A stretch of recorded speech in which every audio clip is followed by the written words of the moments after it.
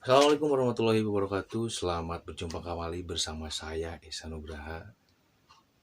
Pada kesempatan kali ini saya akan membahas tentang seseorang yang menipu banyak orang dan namanya sangat terkenal di kalangan orang-orang yang pecinta minuman.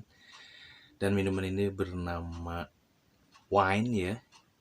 Pasti di dunia ini tahu yang namanya wine dan itu harganya sangat mahal sekali. Dan sebelum kita lanjut ke pembahasannya, ke ceritanya, saya ucapkan terima kasih buat kalian yang sudah mengklik video ini dan menonton video ini. Dan langsung saja, tanpa basa-basi dan banyak lagi yang dibicarakan, langsung aja kita ke ceritanya.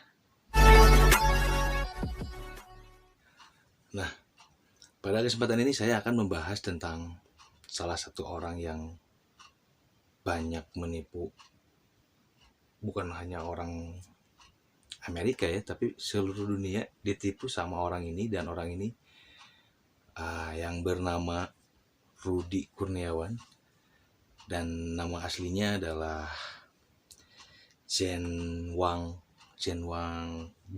Huang ya, Zhen Wang Huang. Dan dia lahir pada 10 Oktober 1976 di Jakarta. Dan setelah terjadinya kekacauan di Indonesia pada tahun 1998, nah dia berangkat ke ke Amerika Serikat bersama keluarganya, dan di sana dia menempuh pendidikan di universitas yang cukup lumayan gede, dan di sana dia berkuliah di sana dan menyelesaikan studinya.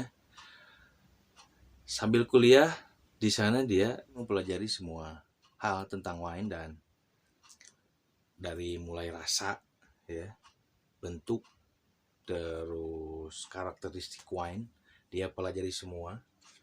Nah, dia juga sering mengikuti wine tasting segala, dan Rudy juga sering ikutan lelang wine. Di sini dia memakai teknik yang bernama cornering the market. Dengan cara dia temannya melakukan bidding. Dengan melakukan bidding sehingga harga wine yang tadinya dia beli jauh lebih murah, dan dia bisa menjualnya dengan lebih mahal kepada pelanggan-pelanggannya dia. Dan dari dari situ dia mulai mengenal dan terus berlanjut di dunia wine-nya. Dan siapa sih yang tidak tahu dengan wine? Semakin tua harganya wine semakin mahal pastinya. Dan si Rudy ini mulai terobsesi, dan saya pikir di dalam pikirannya itu terbesit sebuah ide untuk melakukan dan membuat wine dengan sendiri. Tapi yang jadi masalahnya ini dia adalah menipu dan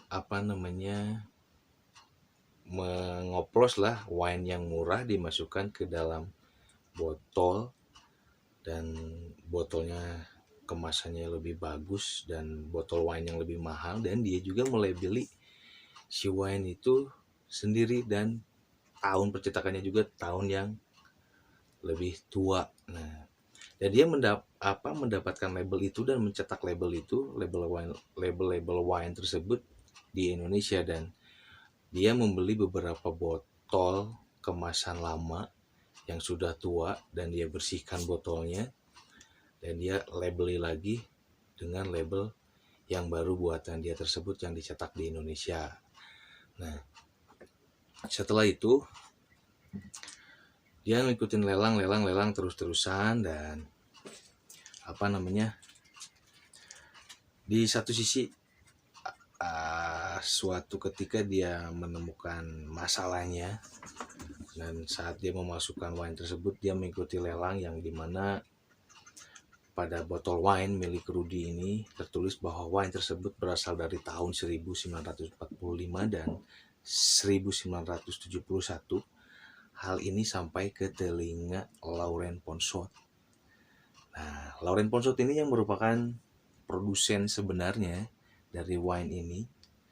Nah, dia bingung karena dia baru saja memulai bisnis pembuatan wine. Nah, pada tahun 1982, kok kenapa ini wine-nya ada di si Rudy ini yang pada tahun 1945 dan 1971 udah ada. Bingung nah dia, jadi bingung. Nah, yang lucunya adalah si Lauren Ponsot ini ketemu Rudy dan nanya-nanya. Nah, dan nanya-nanya kepada Rudy dari mana dia mendapatkan wine tersebut. Nah, untuk dilelang. Pertamanya Rudy jawab dengan polosnya, dengan santainya, dia menerima wine tersebut dari dari orang Indonesia yang bernama Pak Hendra. Sedangkan di Indonesia yang namanya Hendra banyak. Ya, mohon maaf nih yang namanya Hendra saya sebut, tapi bukan Hendra Anda yang saya maksud, tapi Hendra yang lain lah yang disebut sama Pak Rudi ini ya. Nah,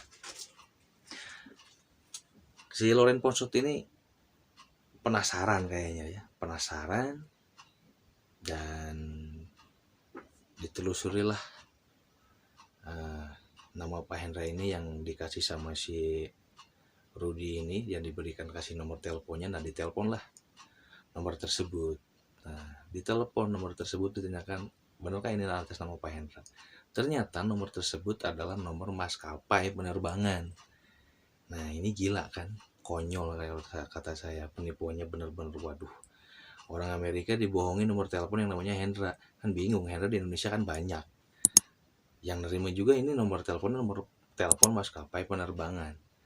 Bingung juga pastinya, yang ditelepon bingung, yang nelpon juga pasti bingung. Nah, dari situ Lauren Ponsot terbanglah ke Indonesia. Nah, terbang ke Indonesia, di sana dia ketemu orang-orang Indonesia yang lumayan high class lah ya. Nah, di situ dia nanya-nanya nama Hendra dan nggak ketemu, karena nama Hendra lumayan banyak di Indonesia. Dan di saat yang sama, miliarder dan kolektor wine ini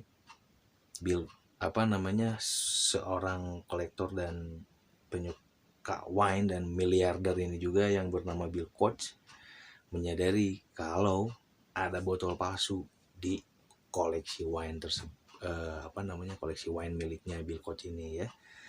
Nah, sampai akhirnya si Bill Koch ini menyewa FBA pada tahun 2012, dan dia menyuruh menyewa detektif buat menyelidiki kasusnya ini, apakah benar nih si wine ini asli atau palsu. Dan ternyata si